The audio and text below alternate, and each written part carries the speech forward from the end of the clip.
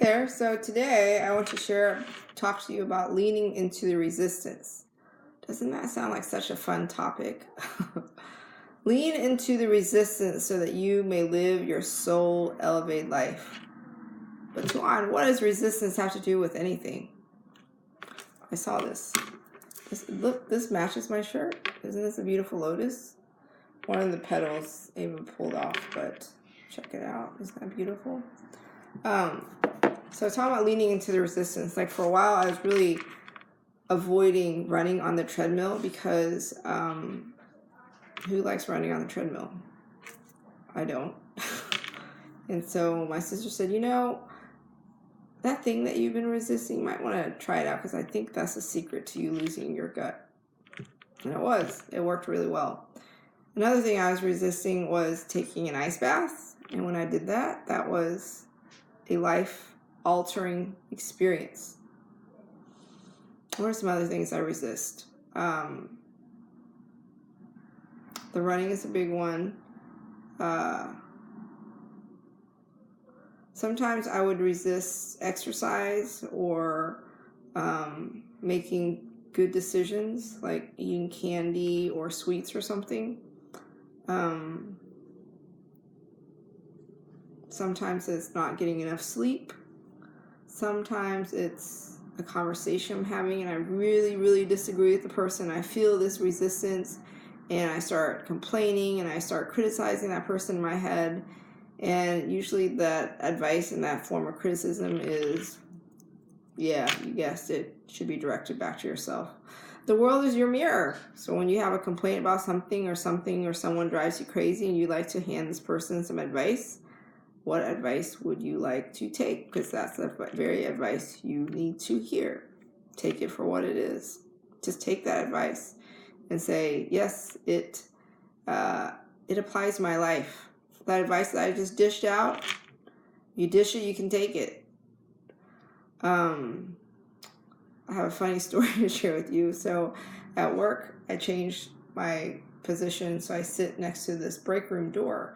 And that door would always, people would open it and they forget to close it. And in the break room, there is a loud ice machine and there is a TV that's always blaring some sort of news or soap opera or some TMZ gossip, gibberish, rubbish stuff.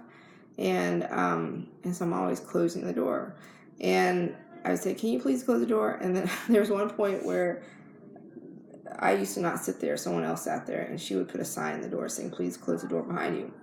And I used to rush into the break room and say, oh, I'm going to close it really fast. So I don't close it.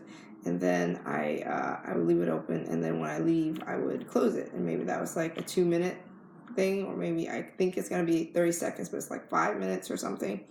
And I realized now how annoying it was to have that door open, but I didn't really understand it until I was in it. I was in that same position, experiencing the same thing.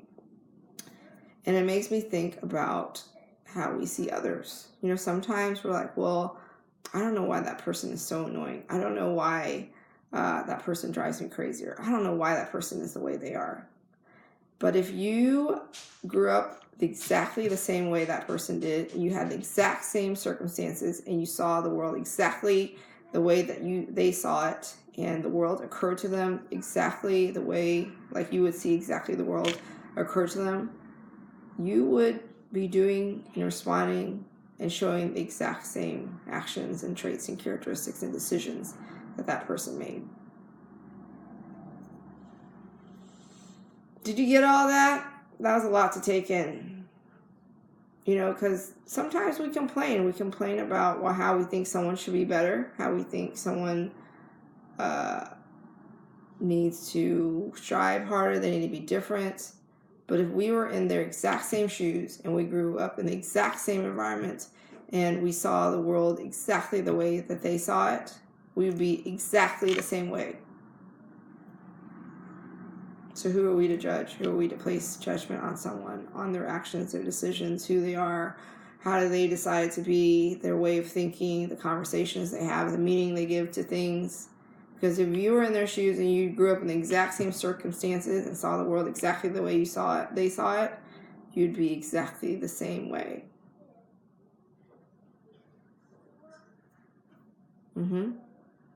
I'm quick to, before I was quick to place blame on my husband, my mom, whoever, about how they were wrong, how they could have done things differently, how their perspective is skewed, how their habits are annoying, the way they see the world is annoying because they don't agree with my view or something. And I've learned that if I were them and I grew up in the same circumstances and had the same train of thought and saw the world the same way, that I would be exactly the same. So who am I to judge them on how they should be? I don't know. I wasn't in their shoes. I didn't grow up in their circumstances. I didn't see the world the way they see the world. Who am I to say that they're wrong and I'm right? Lots of stuff for you to consider today. Lots of challenges. Just in time for this beautiful weekend that is to come. And if you don't already know, I'm offering free coaching sessions this month. The days are running out. It is already October 25th. Only a few more days until Halloween next week, and then before you know it, we'll be in Thanksgiving and enjoying this cooler weather, and Christmas will be right around the corner.